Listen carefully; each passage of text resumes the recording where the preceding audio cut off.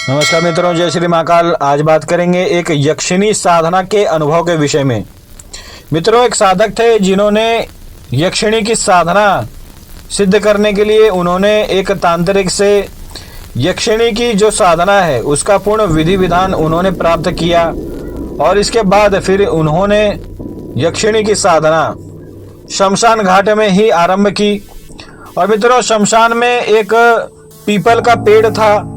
उसी पेड़ के ऊपर बैठकर यह रात्रि में यक्षिणी के मंत्र का जप किया करते थे और नित्य करीबन 110 माला मंत्र जप किया करते थे यक्षिणी मंत्र का। और इस प्रकार से नित्य मंत्र जप करने से इन्हें बहुत ही भयंकर अनुभव होते थे। यक्षिणी से जुड़े जितने भी रहस्य हैं इनके जीवन में वह सभी प्राप्त होने लगे। यानी कि यह जब भी इस साधना को करने के बाद अपने घर पर जाते थे तो एक प्रकार से इनके मस्तिष्क में कोई शक्ति इनसे बात करती थी और कई प्रकार की गुप्त तांत्रिक साधनाओं के बारे में इन्हें जानकारी देती थी। इन्होंने यह सभी बातें मुझे से बता रखी हैं। और इसके बाद क्या होता था मित्रों कि नित्य जब भी यह सुबह आकर अपने घर पर सो जाते थे तो इन्हें सोने के बाद उस यक्षिणी के दर्शन होते थे स्वप्न में। और वह यक्षिणी पूर्ण कामुक भाव से इनके साथ चेष्टाएं करती थी। यानी कि इनके साथ संभोग करने की पूर्ण रीति से वह यक्षिणी इन्हें स्वप्न में दर्शन देती थी और एक प्रकार से पूर्ण नग्न होकर इन्हें दर्शन देती थी। लेकिन यह उस तांत्रिक से जिससे इन्होंने यह साधना प्राप्त कर रखी थी, उसी तांत्रिक ने इस यक्षिणी के विषय में संपूर्ण जानकारी इन्हें दे रखी थी और यह पूर्ण रूप से सतर्क होकर इस यक्षिणी की साधना कर रहे थे। और मित्रों, क्या हुआ कि इसी प्रकार से साधना करने के दौरान एक दिन यक्षिणी ने इन्हें प्रत्यक्ष दर्शन दिए और यह उस पीपल के पेड़ पर मंत्र जप कर रहे थे। तभी क्या होता है कि यह देखते हैं कि इनके ही बगल की डाली पर एक काले रंग का साया बैठा हुआ है और वह साया पूर्ण रूप से काला है और वह एक स्त्री का साया था। यानी कि एक काले रंग का साया इन्हें दिख रहा था जिसकी लाल लाल आंखें थीं। इस साये को देखकर यह अंदर ही अंदर बहुत ही अधिक भयभीत हो गए। लेकिन क्योंकि यह यक्षिणी की साधना कर रहे थे इसलिए इन्हें पूर्ण विश्वास था कि यक्षिणी ही आ सकती है, क्योंकि यह पूर्ण रूप से भैरव कवच लगाकर ही साधना कर रहे थे मित्रों। और भैरव कवच में किसी प्रकार की नकारात्मक शक्ति नहीं आ सकती। यदि आप किसी अन्य शक्ति को या फिर जिस शक्ति की साधना आप कर रहे हैं उस शक्ति को ही आप अनुमति दे सकते हैं कि आपके घेरे में आए। तो यह जब भी साधना करते थे तो भैरव कवच का इस्तेमाल किया करते थे और भैरव कवच लगाने के बाद ही यह यक्षिणी की साधना करते थे। अब मित्रों, क्या हुआ कि इस प्रकार से इन्हें दर्शन प्राप्त हुए यक्षिणी के। पूर्ण रूप से भयंकर एक अनुभव इनके साथ हुआ और जब यक्षिणी ने इन्हें दर्शन दिए तब इन्होंने उस यक्षिणी से कुछ भी बातें नहीं की। लेकिन उस रात्रि में यह जितना भी मंत्र जप कर रहे थे इनके बगल में ही इन्हें एक प्रकार से घूरते हुए यक्षिणी बैठी हुई थी और यक्षिणी ने भी इनसे कुछ भी नहीं कहा। केवल वह यक्षिणी एक भयंकर तरीके से इन्हें देख रही थी। और इसी प्रकार के अनुभव इनके साथ हुए उस रात्रि में। इसके बाद यह पुनः अपने घर पर चले आए और यह सो गए।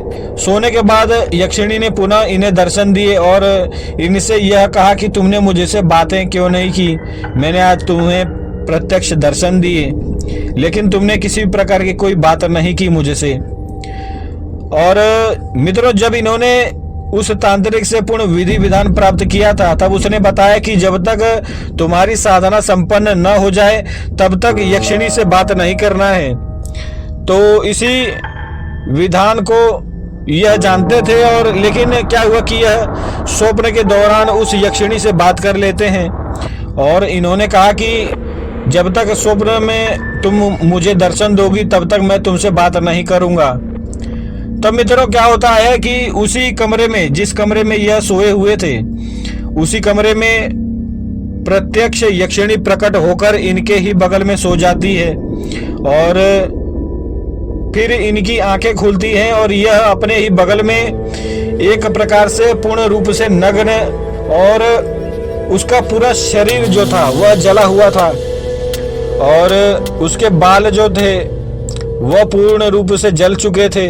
यानी कि एक प्रकार से पूर्ण भयंकर दर्शन इन्हें हुए और अपने बगल में इस प्रकार के भयंकर रूप को देखकर यह एक प्रकार से विचलित हो गए, और लेकिन इन्होंने किसी प्रकार का कोई बातें नहीं की उस यक्षिणी से फिर, क्योंकि इस प्रकार के भयंकर दर्शन करने के बाद इनका मन एक प्रकार से मर चुका था इस साधना को करने के दौरान। तब इन्होंने किसी प्रकार से कोई बात नहीं की उस यक्षिणी से, और इसके बाद वह यक्षिणी भी फिर पुनः लुप्त हो गई। इसके बाद क्या हुआ मित्रों कि इन्होंने जितनी भी जप संख्या इस साधना काल में उठा रखी थी, वह जब संख्या पूर्ण हुई और यक्षिणी की साधना इन्होंने संपन्न की, लेकिन किसी प्रकार से कोई वचन नहीं हुए थे, तो इन्होंने यह साधना आरंभ रखी। 40 दिन के बाद यक्षिणी ने प्रत्यक्ष इन्हें दर्शन दिए और एक सुंदर रूप में इन्हें दर्शन दिया, और एक प्रकार से एक अप्सरा जितनी सुंदर होती है मित्रों, उससे भी 1000 गुना सुंदर वह यक्षिणी इन्हें दिखाई दी। और इन्होंने पूर्ण यह सभी बातें मुझे बता रखी थी। तब क्या हुआ मित्रों कि जब उस यक्षिणी ने इन्हें सुंदर रूप में दर्शन दिए, तब इन्होंने उस यक्षिणी से जो भी वचन होते हैं तांत्रिक मार्ग में, वह सभी वचन इन्होंने लिए उस यक्षिणी से, और उसके बाद यह एक प्रकार से सिद्ध हो गए।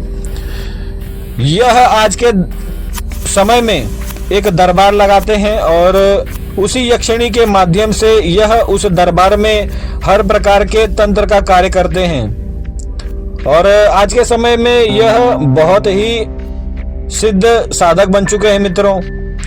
पूर्ण रूप से इनके जीवन में धन संपत्ति आ चुकी है और किसी प्रकार का धन से संबंधित परेशानी अब इनके जीवन में नहीं है, क्योंकि यह पहले एक प्रकार से इनका स्वयं का एक व्यापार था। उसी व्यापार के माध्यम से यह अपनी जीविका चलाते थे, लेकिन यक्षिणी के सिद्ध हो जाने के बाद फिर इन्होंने दरबार लगाना आरंभ कर दिया और माता काली की सेवा करते हैं यह, और उस यक्षिणी से भी कार्य लेते हैं।